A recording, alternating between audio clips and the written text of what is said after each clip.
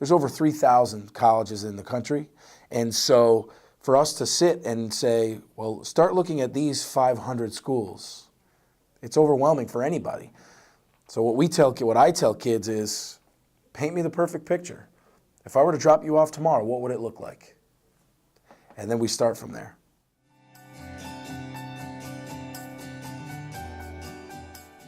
A lot of it usually has to do with academics first, the performance in high school, the rigorous of their curriculum, whatever major they're looking to apply for, as far as whether they have those courses, as far as the math, the English, the science background, and then after that's usually evaluated, then it's usually compared to SAT scores or ACT scores.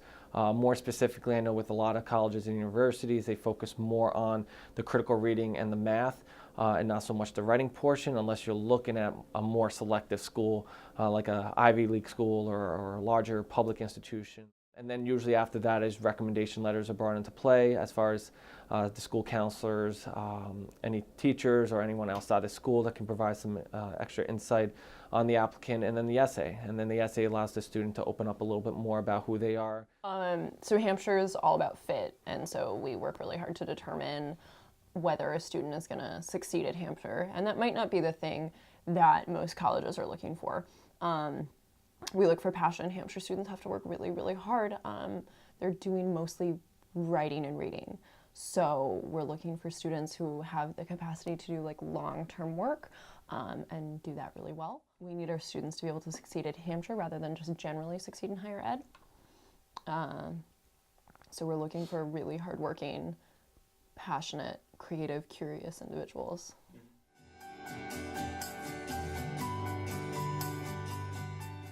One of the things that we tell kids to stand out is it's important that they pick schools that are within their range academically. And one of the reasons that that's so important, especially when they're applying to larger schools, is that the first two things that the schools are going to look at most of the time are students' transcripts, so their body of work from the time they've started school, and their SAT or ACT scores.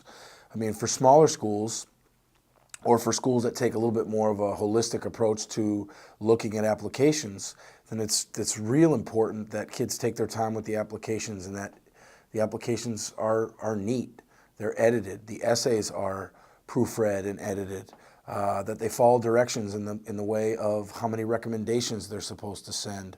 So it's really about following the process thoroughly from start to finish. A lot of it is just being more proactive as far as talking to the rep from whatever college or university, show that they are interested. I know a lot of us love that. We're doing this field more particularly because we want to help the student out. So just showing the interest is one way they're going to make them stand out compared to just what's on a piece of paper. For us, interviews aren't required, mostly just because we can't interview every applicant we get every year. But they're really highly recommended, and those are a space when you're not just on paper, you're not just answering essays. So if you can interview, we really like it if you can interview, because then we're going to get a deeper sense. Most of our interviews are conducted by students in their last year at Hampshire, so they're living it, and so they know exactly what you need to do to be able to succeed here.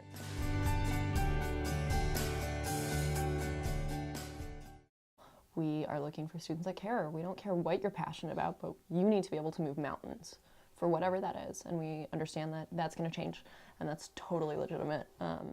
Grades are probably the most important, and I notice a lot of students usually at the end of their junior year realize that grades are important, and that's when they decide that they need to do well.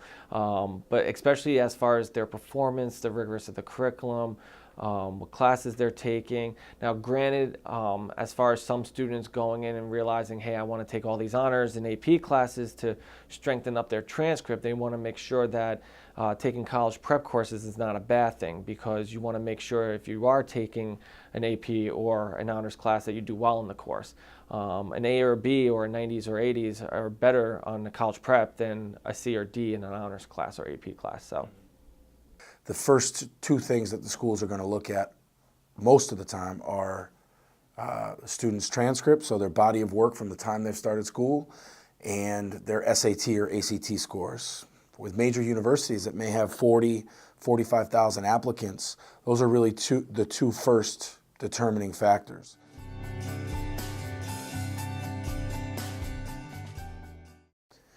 It's definitely helpful for students to be involved, but one of the things that we hear from college admissions counselors all the time is they want to see meaningful involvement. So a lot of the stories we hear about kids joining 10 or 15 clubs and activities just to put in a college application doesn't sit as well with college admissions counselors as the student who might only have 2 or 3 activities outside of school, but those activities represent a huge passion for the student, meaningful involvement, significant amount of hours in the way of commitment throughout the school year and maybe in the summer. Those extracurricular activities may lend themselves to what the student's potential major is. And so those are all ways that college admissions folks say, this kid is truly invested in what they're telling me, because there's no way any human being can do 20 things effectively in one day, right?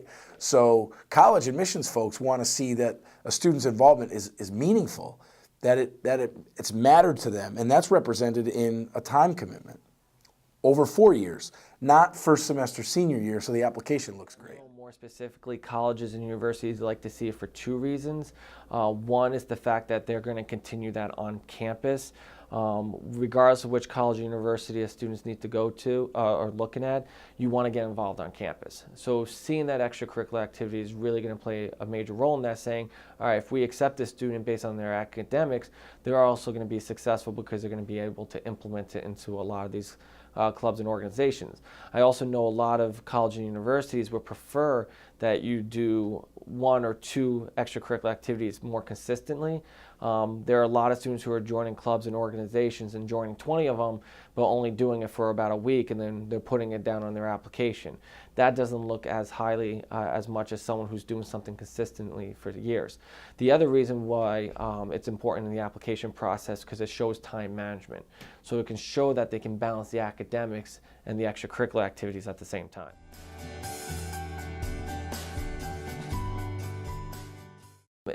It varies, depend on every college and university. I know for Western New England example, we do give extra weight for any AP classes. So if a student's coming in, they're pulling a B in an AP Calc class, we would actually look at that as an A. So it shows that we're acknowledging as far as taking a more rigorous course. In most cases for a lot of colleges and universities, it's for the college credit. Some colleges and universities will expect a 4 or 5 on the AP exam. Some will only need a 3 in order to get college credit. I know for a lot of students have come in with AP credits. Some have even come in sophomore standing based on the number of AP credits that they were able to obtain.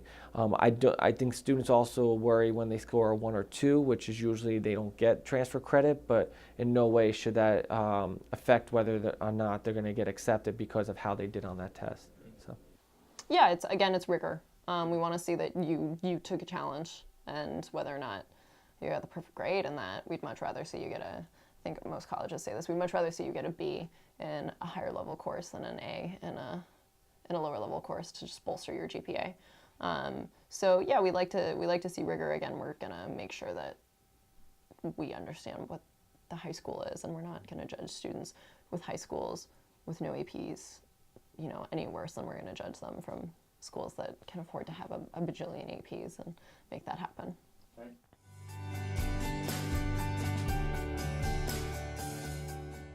This is personal writing, which means they need to talk about themselves, and it's it's about letting the admissions people know who they are, as opposed to what they've done, which is all on their application anyway. Oh, I have a lot. Some of the ones that stand out, I get a lot of students that actually write about certain events in their lives that affected their grades. 2 good examples, I have one student up in Maine where if you look at her background for the first 3 years, she was basically a borderline student, 0.01 over above what we're looking for, and then senior year pulling a 3.8, which was a big difference from the first 3 years. And normally in the past we look at that as far as being lazy, but looking at the recommendation letter and the essay, anything that could go wrong for this student the first 2 years did. Her freshman year, both her parents passed away during the same year. The following year, her sophomore year, she was involved in a serious car accident and was out of school for about a couple months. Junior year, she ended up getting mono, so she was out of school for a little bit too. So all that affected her grades to the point where we took that in consideration. So I mean, we read some essays. I mean, I walked around the office and sometimes I'm seeing our counselors crying after reading an essay, and some of them really touch us. And as admissions counselors, we do have hearts, so it's not like our goal is to deny students, but some of those essays really stand that student apart from other applicants, where we remember them. So again, it's authenticity.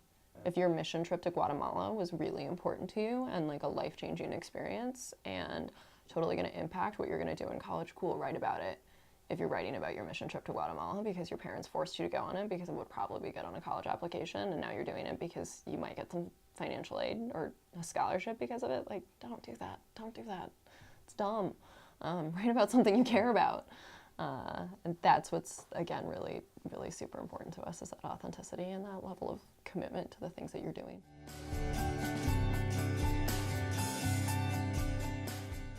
Yeah, you really get a vibe for the campus. If you can swing it, do it.